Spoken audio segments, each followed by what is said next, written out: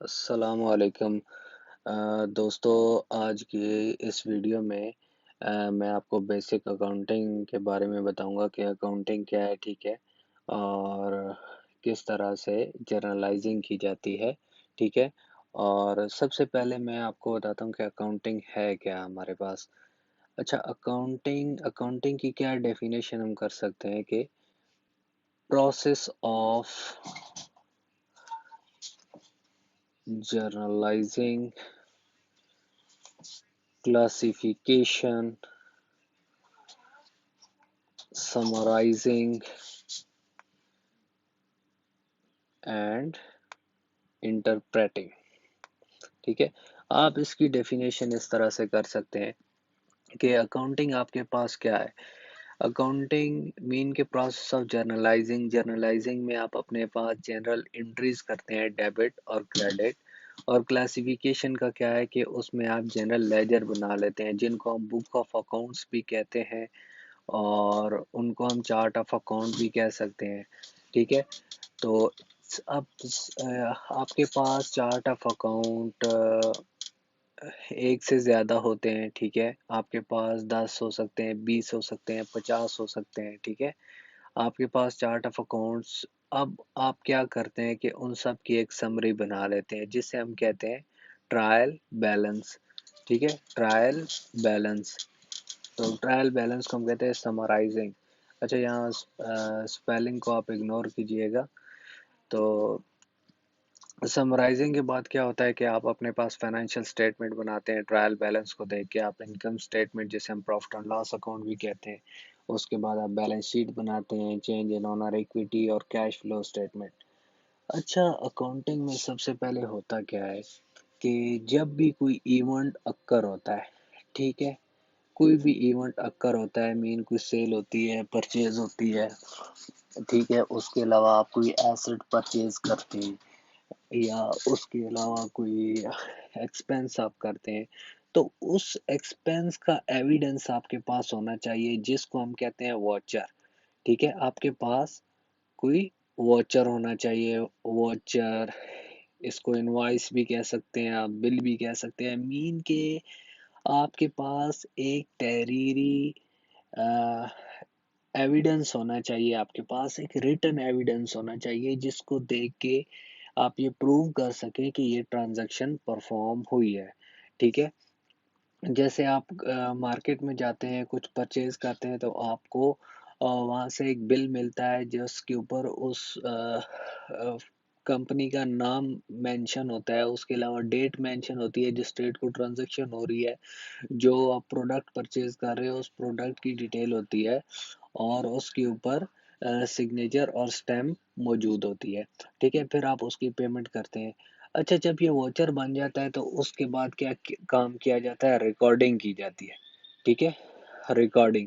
अच्छा, इस रिकॉर्डिंग के अमल को हम कहते हैं जर्नलाइजिंग। हम इसे जनरल जर्नल कहते हैं, ठीक है। अच्छा, जनरल जर्नल कहते हैं। तो रिकॉर्डिंग हम कौन सी अकाउंटिंग कर रहे हैं, एक्रूअल अकाउंटिंग, ठीक है। एक्रूअल अकाउंटिंग हम कर रहे हैं। एक्रूअल अकाउंटिंग में हम डेबिट और क्रेडिट करते हुए आपको एक मैं रूल बताने लगा हूँ। अगर आपने ये रूल अच्छी तरह से सीख लिया तो आपके लिए ट्रांजैक्शन करना बहुत आसान हो जाएंगी। रूल क्या है, आपको इन चार चीज़ों के, पांच अकाउंट्स के बारे में मालूम होना चाहिए। Assets, expenses, revenue. अच्छा, रेवेन्यू को हम सेल्स भी कह सकते हैं, ठीक है, और इनकम भी कह सकते हैं, ठीक है। और इसके बाद हमारे पास आ जाता है कैपिटल। कैपिटल को आप ओनर इक्विटी भी कह सकते हैं, ठीक है। इसके बाद आपके पास आ जाता है लायबिलिटीज, ठीक है। अच्छा, एसेट्स क्या होते हैं, एसेट्स डेबिट होते हैं बिजनेस में, ठीक है। और एक्सपेंसेस क्या होते हैं, एक्सपेंसेस भी डेबिट होते हैं। ये रूल आपने याद रखना है, ठीक है, ये आपको हेल्प करेगा रिकॉर्डिंग के टाइम पे। अच्छा, रेवेन्यू क्रेडिट होती है, ठीक है, यहाँ क्रेडिट, क्रेडिट। अच्छा, यहाँ पे ये 5 अकाउंट के बारे में आपको पता चल गया कि एसेट डेबिट होते हैं, expenses debit, revenue credit, capital credit, liability credit. अब यहाँ पे इंक्रीज और डिक्रीज आ गया, ठीक है। अगर एसेट इंक्रीज होंगे तो क्या होगा, डेबिट हो जाएंगे। क्योंकि आप देख सकते हैं कि अगर आपके पास फॉर एग्जांपल 1000 रुपीज मौजूद है, आपके पास मजीद 500 आ जाते हैं, तो आप क्या करेंगे, आप अपने पास 1000 में वो 500 ऐड करेंगे। यहाँ पे बिजनेसमैन क्या करते हैं, ऐड मीन डेबिट कर रहे होते हैं। जो अकाउंट्स ऑलरेडी पहले से डेबिट हो रहे हैं उनमें अगर ऐड करना है तो हम क्या कर रहे होते हैं, डेबिट कर रहे होते हैं। जो क्रेडिट है उनमें अगर हम ऐड कर रहे होते हैं तो हम क्रेडिट कर रहे होते हैं, ठीक है। अब अगर एसेट इंक्रीज होगा तो डेबिट, अगर डिक्रीज होगा तो क्या होगा, क्रेडिट होगा, ठीक है। अगर एक्सपेंस डेबिट होगा, एक्सपेंस इंक्रीज होगा तो डेबिट होगा, डिक्रीज होगा तो क्रेडिट होगा। अच्छा, यहाँ पे रेवेन्यू अगर आपकी इंक्रीज होगी तो क्रेडिट होगी, ठीक है। अगर डिक्रीज होगी तो डेबिट होगी, ठीक है। इसी तरह आपका आपकी ओनर इक्विटी अगर इंक्रीज हो रही है तो क्या होगी, पहले क्रेडिट है, हम इसे मजीद क्रेडिट कर देंगे। जब ये डिक्रीज होगी तो हम इसको डेबिट करेंगे, क्योंकि जब डेबिट करेंगे तो हमारे पास ये ओनर इक्विटी डिक्रीज हो जाएगी, ठीक है। लायबिलिटी जब इंक्रीज होंगी तो आपने क्या करना है, क्रेडिट। जब डिक्रीज होंगी तो आपने क्या करना है, डेबिट करना है। आपने ये रूल्स फॉलो करने हैं, आपने अपना कॉन्सेप्ट क्लियर करना है। क्योंकि मैं बहुत सुन रहा हूँ जैसे वर्चुअल यूनिवर्सिटी के स्टूडेंट्स कह रहे हैं कि हमसे एमजीटी 101 पास नहीं हो रही। देखिए, आप पास्ट पेपर पढ़ रहे हैं, आप बुक पढ़ रहे हैं, लेकिन आपके कॉन्सेप्ट क्लियर नहीं हो रहे तो आप किस तरह से पेपर को पास करोगे, ठीक है। आपके लिए पेपर मुश्किल हो जाएगा। अगर आपके कॉन्सेप्ट अच्छी तरह से क्लियर होंगे तो आपके लिए पेपर पास करना बहुत आसान होगा। अभी चंद एंट्रियां हम करते हैं तो आपको उससे समझ आएगी, ठीक है। जब आपको मैंने बताया ना कि अकाउंटिंग की डेफिनेशन एक आसान सी आपको बताइए, journalising, classification, summarising and interpreting. आपको पता है कि सबसे पहले आपने जर्नलाइजिंग यहाँ पे करनी है। वॉचर आपके पास आ गया, ठीक है। उसके बाद आपने देखना है कि वो एसेट है, सेल है, एक्सपेंस है, कैपिटल है, क्या है, किस चीज़ का वॉचर है, आपने अपने पास रिकॉर्ड करना है। फॉर एग्जाम्पल यहाँ कहता है कि owner started business with cash, ठीक है। कैश 10,000 एंड मशीनरी 5,000, ठीक है। अब ओनर ने एक बिजनेस स्टार्ट किया, उसके पास कैश पड़ा हुआ था 10,000, उसने 10,000 बिजनेस में लगा दिया, और उसके पास मशीनरी पड़ी हुई थी 5,000 की, वो मशीनरी भी उसने बिजनेस में लगा दी। तो इसकी एंट्री क्या होगी हमारे पास, अब देखो कैश क्या है, कैश हमारा एसेट है। एसेट्स बिजनेस के एक रिसोर्सेज है जिनको बिजनेस यूज करके रेवेन्यू जनरेट करता है, ठीक है। अब एसेट जैसे बिल्डिंग, मशीनरी, कैश, इक्विपमेंट, ये सारे हमारे पास एसेट्स आ जाते हैं, ठीक है। अब हम अपने पास कैश को डेबिट करेंगे। देखो, कैश एसेट है, इंक्रीज हो रहा है तो क्या होगा, डेबिट होगा। अब मशीनरी एसेट है हमारा, तो मशीनरी इंक्रीज हो रही है, हम क्या करेंगे, डेबिट करेंगे। अच्छा, इसके बाद हमारे पास क्या क्रेडिट होगा, ठीक है। हमारे पास कैपिटल अकाउंट क्रेडिट हो जाएगा, ठीक है। हम जो डेबिट है उसको लेफ्ट साइड पे लिखते हैं अकाउंटिंग में, और क्रेडिट को राइट साइड पे लिखते हैं। अब कैश कितना हमारे पास आया, 10,000 आ गया, और उसके बाद हमारे पास मशीनरी कितनी, 5,000। टोटल अमाउंट हमारे पास आ गई 15,000। ये हमारे पास एंट्री होगी। याद रखें कि accrual accounting mean double entries है, ठीक है। और इस डेबिट और क्रेडिट साइड्स हमेशा से इक्वल होती हैं। जब भी कोई आप अपने पास जनरल एंट्री करोगे उसकी डेबिट और क्रेडिट साइड इक्वल होंगी। आपको ये जो रूल मैंने बताए थे इसको फॉलो करते हुए हमने एंट्री की है। देखिए, कैश हमारा एसेट है, कैश इंक्रीज हुआ, डेबिट हो गया। मशीनरी हमारा एसेट है, इंक्रीज हुआ, डेबिट हो गया। और ये कहाँ से हमारे पास पैसा आया, ओनर ने इन्वेस्ट किया ना, तो ये हमारे पास क्या हो गया, कैपिटल क्रेडिट हो गया, ठीक है। इसके बाद हम कहते हैं कि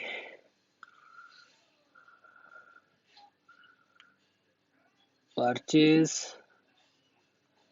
कंप्यूटर ऑन कैश 2000। हमने कंप्यूटर परचेज किया, कंप्यूटर हमारा एसेट है।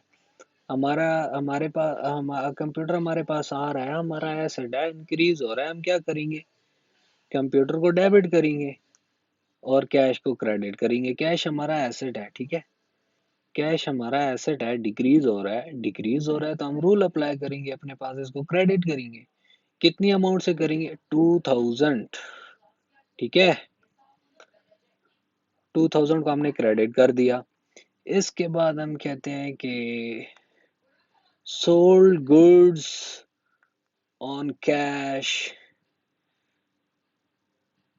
12,000। हमने गुड्स सोल्ड किए, इसकी अब एंट्री हम कैसे करेंगे, गुड्स सोल्ड किए, सेल्स क्या है, आपको मैंने यहाँ पे बताया था कि सेल्स, रेवेन्यू और इनकम तीनों एक ही चीज है। अब देखो ये क्रेडिट होती है, अगर इंक्रीज होंगी तो क्रेडिट, अब सेल्स कर रहे हैं तो क्या होंगी, सेल्स हमारे पास, सेल्स इंक्रीज हो रही है, ठीक है।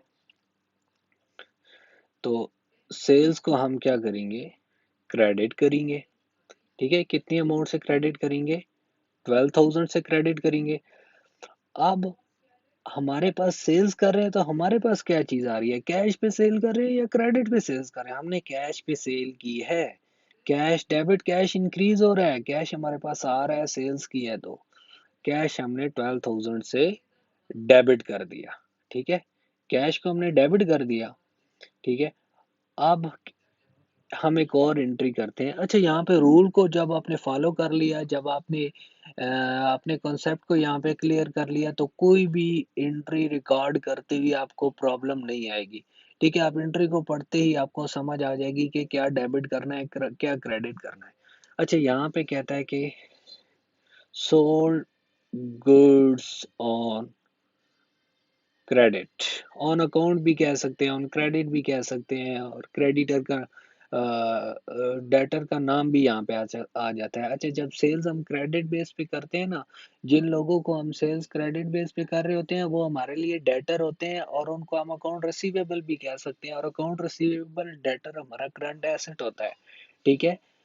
हम क्रेडिट बेसिस पे सेल कर रहे हैं तो हमारे अकाउंट रिसीवेबल इंक्रीज होंगे, और या फिर उसको डेटर का नाम देते हैं, डेटर इंक्रीज होंगे, तो वो क्या है, हमारे लिए एसेट है, इंक्रीज होगा तो डेबिट होगा। अच्छा, कितनी अमाउंट की हमने की है, फॉर एग्जांपल 4,000 की है, ठीक है।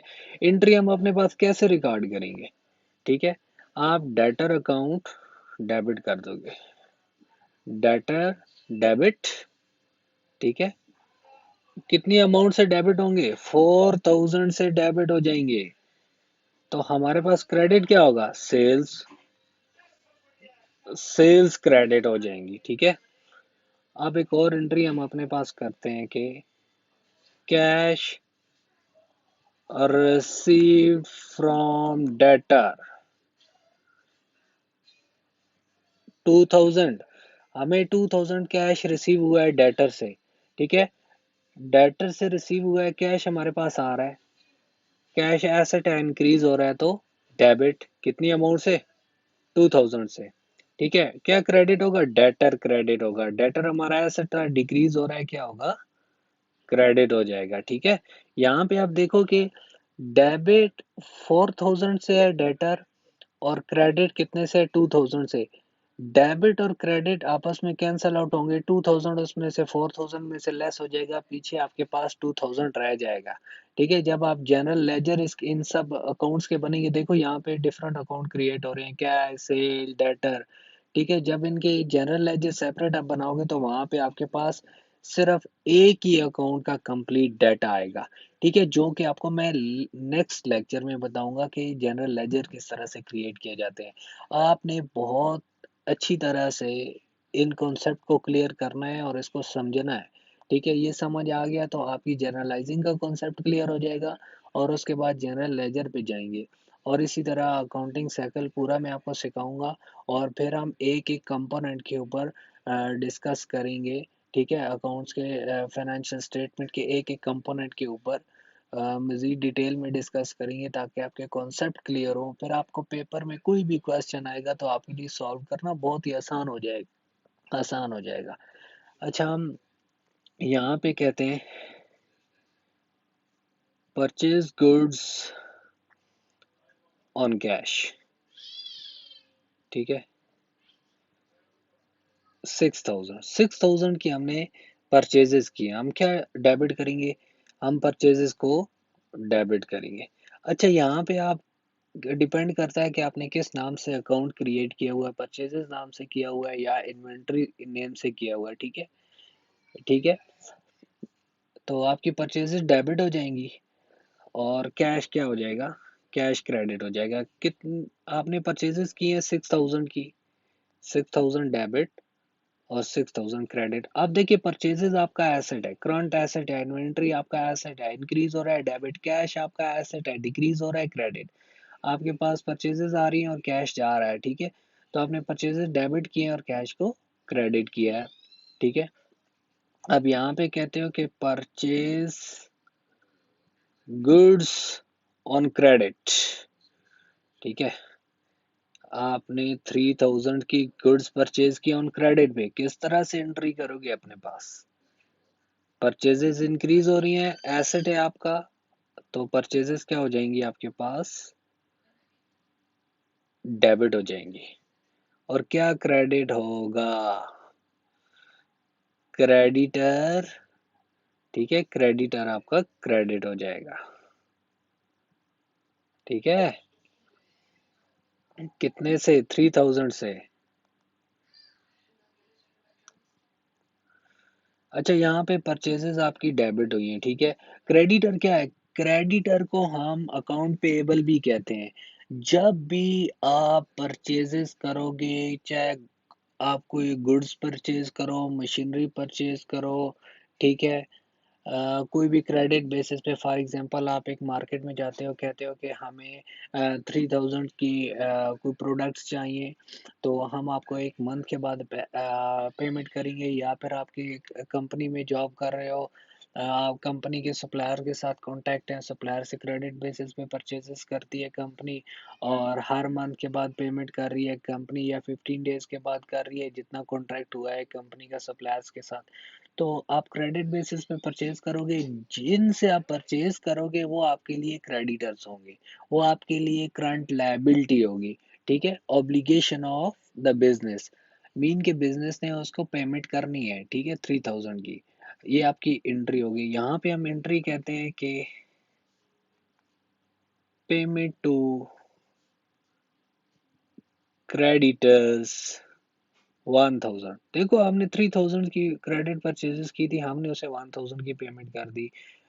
फॉर एग्जांपल एक मंथ के बाद की है या 15 डेज के बाद की है, मीन के हमने उसे बाद में एक पेमेंट की है। हम क्या एंट्री करेंगे, पेमेंट की है ना, तो पेमेंट करोगे तो क्या पे करोगे, कैश पे कर रहे हो। अगर कैश पे पेमेंट कर रहे हो तो आपके पास कैश क्या होगा, कैश डिक्रीज होगा, आपका एसेट है, डिक्रीज हो रहा है, तो आप क्या करोगे, अपने पास क्रेडिट करोगे 1,000 से। ठीक है, और क्रेडिटर डिक्रीज हो रहे हैं, क्रेडिटर लायबिलिटी है ना, लायबिलिटी के यहाँ पे ऊपर आप देखो, आपको मैंने रूल बताया था, इंक्रीज होगी तो क्रेडिट, डिक्रीज होगी तो डेबिट। यहाँ पे लायबिलिटी डिक्रीज हो रही है क्योंकि आप उनको पेमेंट कर रहे हो क्रेडिटर को, तो आप क्या करोगे, क्रेडिटर्स को डेबिट कर दोगे 1,000 से। ठीक है, क्रेडिटर को 1,000 से आप डेबिट कर दोगे।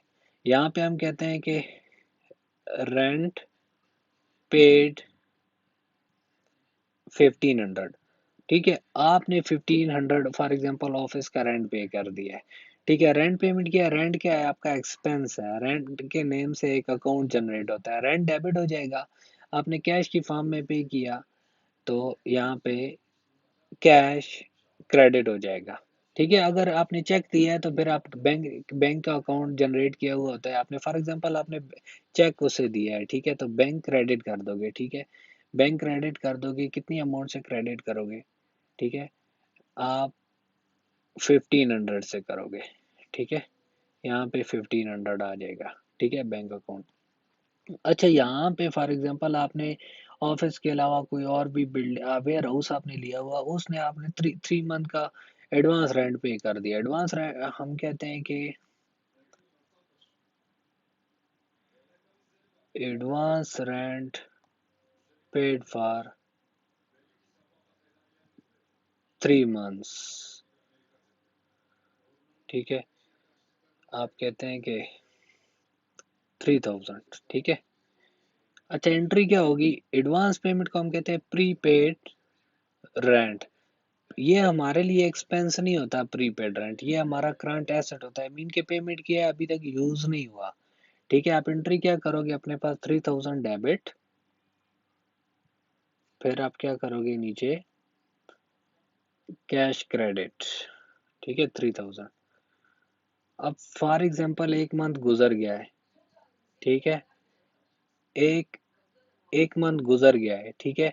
और एक मंथ का रेंट क्या हो गया? एक्सपायर्ड हो गया। तो आप क्या करोगे काम?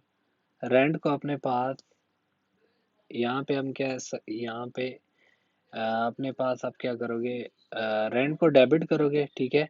और प्रीपेड रेंट को क्रेडिट कर दोगे, प्रीपेड रेंट को, ठीक है। अब यहाँ पे आप देखोगे कि आपका एक्सपेंस इंक्रीज हो रहा है, ठीक है, 1000 से। देखो 1 मंथ का एक्सपायर हुआ ना, तो 1 मंथ का रेंट जो है आप डेबिट कर दोगे 1000, और प्रीपेड रेंट 1000 क्रेडिट कर दोगे। यहाँ पे मैंने ट्रांजेक्शन इस तरह की बनाई है कि वो आपस में लिंक कर रही है, ताकि आपके कॉन्सेप्ट क्लियर हो, ठीक है। अब यहाँ पे रेंट एक्सपेंस इंक्रीज हो रहा है, एक्सपेंस इंक्रीज होता है तो डेबिट होता है। प्रीपेड एक्सपेंस हमारा करंट एसेट है, ठीक है। मीन के हमने एडवांस पे किया हुआ है, तो अब डिक्रीज हो रहा है, तो एसेट डिक्रीज हो रहा है तो क्रेडिट करेंगे 1000 से। जैसे फॉर एग्जांपल एक एग्जांपल ले लें कि आप एक रेंट का घर लिया है, आप उसमें रह रहे हैं, आपने 3 मंथ का रेंट पे कर दिया है, ठीक है। तो आपने 3 मंथ का रेंट पे कर दिया, 1000 पर मंथ रेंट है। तो आपका वो रेंट अभी तक एक्सपायर नहीं हुआ ना। आप 3 मंथ उस फ्लैट में रहेंगे तो तब जाके आपका रेंट एक्सपायर होगा। तो इसलिए आपका जब एक मंथ गुजरेगा तो आप बोलोगे एक मंथ का रेंट एक्सपायर्ड हो गया, एक्सपेंस बन गया। और बाकी जो आपका रिमेनिंग होगा, वो आपका क्या होगा? आपका करंट एसेट होगा, ठीक है। आपका वो पैसा है अभी तक, जब तक आप फ्लैट को यूज नहीं करते। तो ठीक है, जब जब यूज करते जाओगे, एवरी मंथ का एक्सपेंस बनता जाएगा और आपका एसेट डिक्रीज होता जाएगा, ठीक है। अच्छा, आज के लिए हम इस लेसन को एंड करते हैं यहाँ तक। तो मैं इस तरह की और बहुत सारी ट्रांजैक्शंस बनाऊंगा, ठीक है, डिफरेंट ट्रांजैक्शंस, जिनकी मैं जर्नलाइजिंग आपको कंप्लीट यहाँ पे कराऊंगा, ठीक है। तो आपने इसको कंप्लीट लेसन को सुनना है और प्रैक्टिस करनी है, और आपने कॉन्सेप्ट क्लियर करने हैं। मेन चीज़ है कॉन्सेप्ट क्लियर करना। अकाउंट्स में कॉन्सेप्ट क्लियर होंगे तो आपके लिए कोई क्वेश्चन भी आ जाएगा, ठीक है, तो वो आपके लिए सॉल्व करना बहुत आसान होगा। ये कुछ बेसिक्स कॉन्सेप्ट्स हैं, ये स्पेशली MGT 101 वाले ज़रूर इस लेसन को देखिए।